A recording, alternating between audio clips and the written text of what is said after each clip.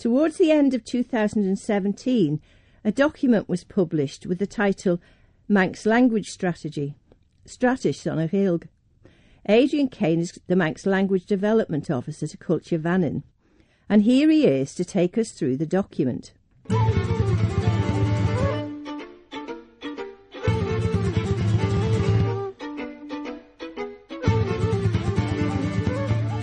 We have the Strategy on a Hilg, Manx Language Strategy. What was the catalyst for developing it? What was the spur that brought it about?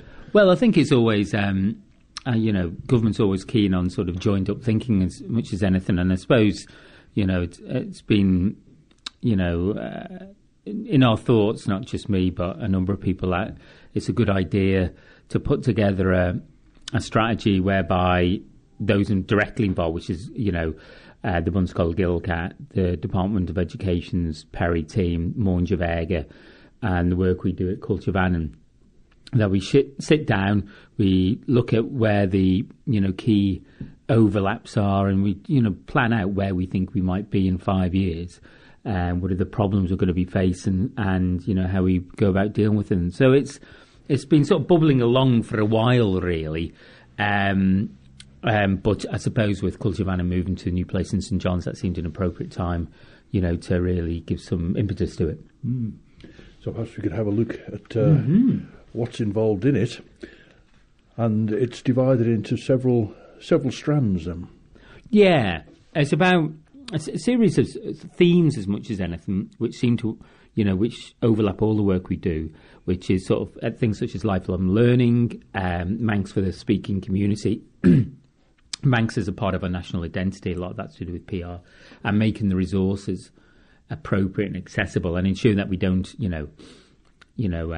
of reinvent the wheel. And I suppose that's as much what this is about as anything, really. There's lots of things we could probably be working closer together on if we had time to sit down and think about them, and this is part of that rationale, really.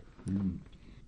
You mentioned the people who collaborated on producing this and developing this, but also, apart from those, there are, of course, other people who have a particular interest in the Manx language as well. Oh, yeah, and we hope, and we did a sort of a forum one very rainy Saturday afternoon in St John's, which had really good attendance with just Manx speakers, and learners to see what they want, and we hope that organisation, Cheshire Gilgat, Pobble, etc., had a chance to speak to their activists as well to see what sort of priorities they want.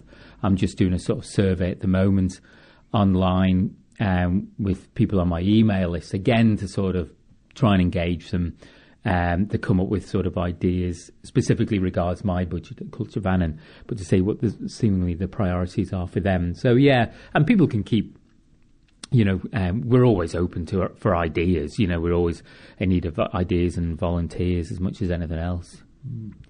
Well, perhaps we could look at the individual parts of it. So, theme 1, appropriate and accessible resources. Stu insi cui to the head and the Asia. Yeah, to Asia. Well, I suppose it's about ensuring that, again, there's not overlap, that the resources we provide are appropriate, finding out what sort of resources we need. We're developing Learn Manx now as sort of a sort of hub, and we've redesigned learnmanx.com now, and I think it's much more accessible. It's probably easy to find things on, and so when you land on there, you can either look for materials for adults, Bunscoil Gilgat, DOE stuff, Morn Vega. So hopefully doing that makes it far easier for people to find stuff as well. And one thing I'm quite keen on is developing a sort of coordinated approach to stuff we have, really, as well as raising the profile of our translation service, etc. So at the moment, what we're aiming to do is try and create a proper sort of audit. What's out there? What do we need as adult learners and speakers? What do the Bunscoil Gilgat need? What do the Perry team need for secondary school kids, etc.? And I see this point here to develop a physical hub at Fairfield House, which will include a small lending library and a hangout area for speaking and learning. This goes back very much to the very early petition that Shiaght Laa presented on Tynwald Day, looking for this area to be just very much that hub for cultural activity. And I think that's maybe what was presumed would happen to the school here, but that's turned into the Bunscoil Gaelgach. So as part of Culture Vannon's sort of, part of our role was to, I suppose, return to St John's in some shape or form. So developing this sense has been important. And I hope, it'll take a while to develop, but over a period of time, we can develop a dynamic here with the Bunscoil. We just had Bunscoil kids in here this morning doing some additional work with me and one of our colleagues. And so more of that stuff, the better, really. And we'll try and promote the sort of lending library downstairs, hopefully get people to use it, And in a way, that's quite an old-fashioned approach, whereas obviously you're looking to develop the digital side as well and have a digital hub for everything. Yeah, well, you need them both, realistically. You do, language, you need to physically meet people and speak, don't you, ultimately? But there's a lot, remarkable amount of stuff online, really. So it's about doing the both, meeting people, having a good time with people. But you can do that online as well. There's a lot of resources online now. And we're sort of hopefully going to redevelop our Learn Manx app as well. So there's lots of online stuff. We'll move on to theme number 2, which is Manx is an important part of national and cultural identity. Gilgmor Arn Scanshoil je Enas Shunach as culture. Yeah, I think we need to sort of, I suppose it's partly about rebranding the language, not rebranding it, but ensuring that, there is a modern feel to it. And also trying to get people to buy into and engage with the idea that the language provides a great deal for the Isle of Man, not just the Manx-speaking community about. And in some sense, that's more important than ever, really, that the language differentiates the Isle of Man from other jurisdictions. The revival's been really good for the Isle of Man. That cultural identity is important for the Isle of Man. Hopefully these things that politicians and others buy into, but I think the language can play a really important part in that, even if you don't speak it particularly, And so we almost, have been working with Lloyd's and Douglas to develop a sort of a year-round cultural awareness programme. Hopefully we'll roll that out in future, and that involves some of the language, but other things as well. So it's about, creating a sort of contemporary feel and a sense that the language is relevant to the 21st century, which I think is even more relevant than ever has been, to be honest. I was quite intrigued with that first one in the enabling actions, mainly because I'm not entirely sure what it means to create a simple advocacy toolkit for the Manx language. Well, I think people need to, people can be supportive of the language, are indeed, but sometimes maybe find it difficult to articulate that importance, really. So it's all about putting together numbers. It's ensuring that people know the advantages of bilingual education. It's people are aware of the positive PR that we get from outside the island. So even just providing people with an overview, look, in the last, say, year, all these positive things in the media about the language, from stuff on BBC, Radio 4 to Channel 4 and stuff. So people aren't always aware of that, but you need to sort of almost a toolkit, I suppose, so people can say, look, when we're talking about the economic, social, political and cultural advantages and benefits of language, this is what it really means, really, rather than just say, I think it's really great. You need some substance to that.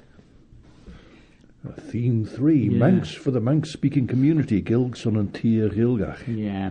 I mean, I think as much as anything, this is about, trying to get people to, and I suppose a lot of the stuff I do, I'm very keen on this, is, one, encourage more people to speak Manx, but then again, how do we go and support those people learning Manx, and also provide resources for those who are fluent or very good speakers.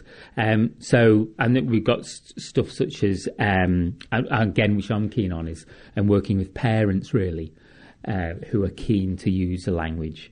So got some very good learners and speakers of Manx who are parents, and about trying to get them to use the language more with the kids and stuff.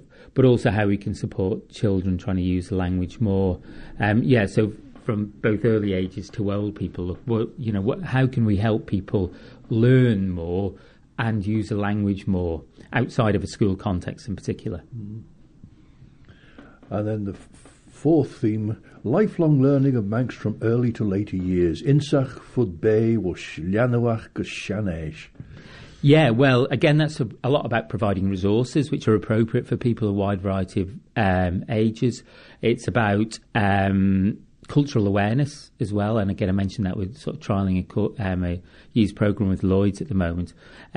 One specific thing which I think is really important is, teacher recruitment and ensuring that, we don't have enough teachers of early ages through to adults. It's going to be very difficult to really progress things, really. So in some sense, that's really important. So it's about, doing, in some sense, the whole strategy is about doing the boring stuff, really, about supporting the language over the next few years. What are the really things that we need to work on?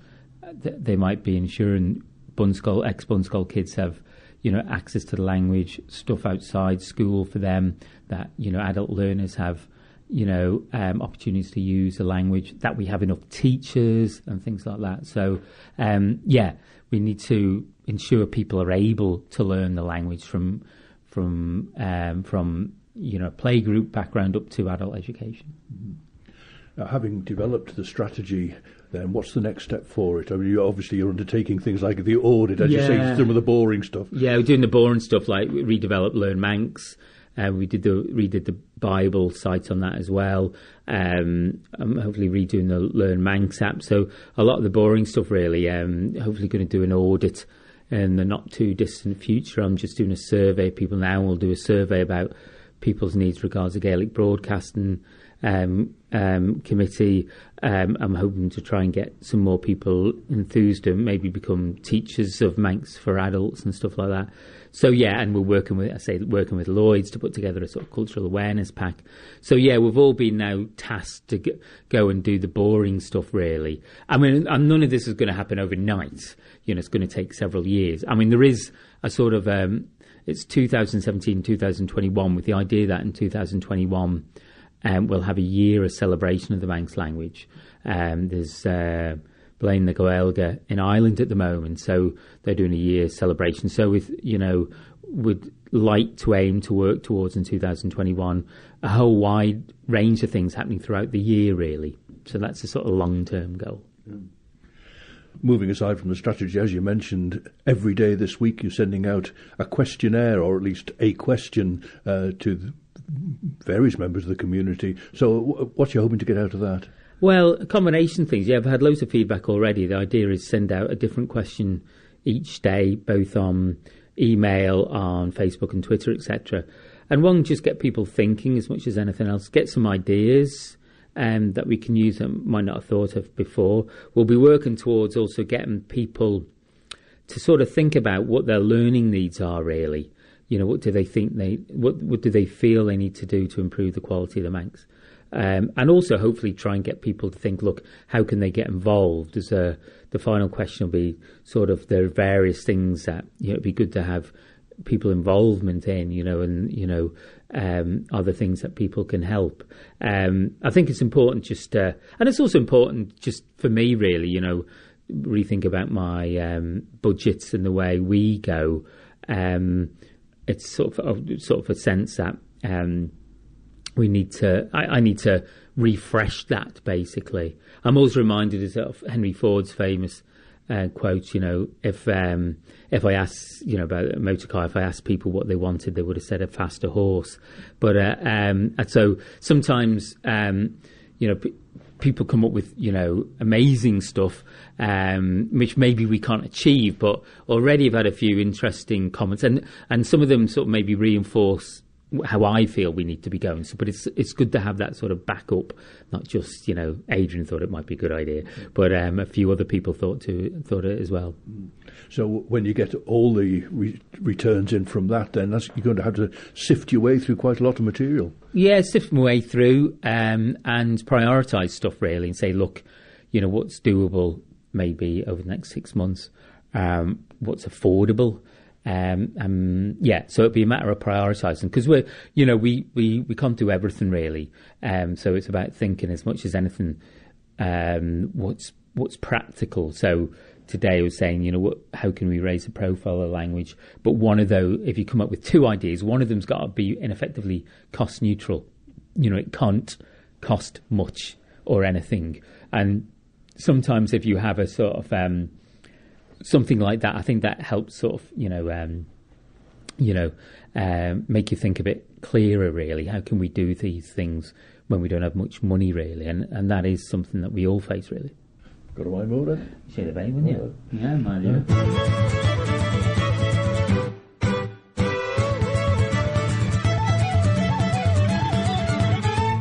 The Manx Language Development Officer to Culture Adrian Cain, and the document Manx Language Strategy 2017 to 2021.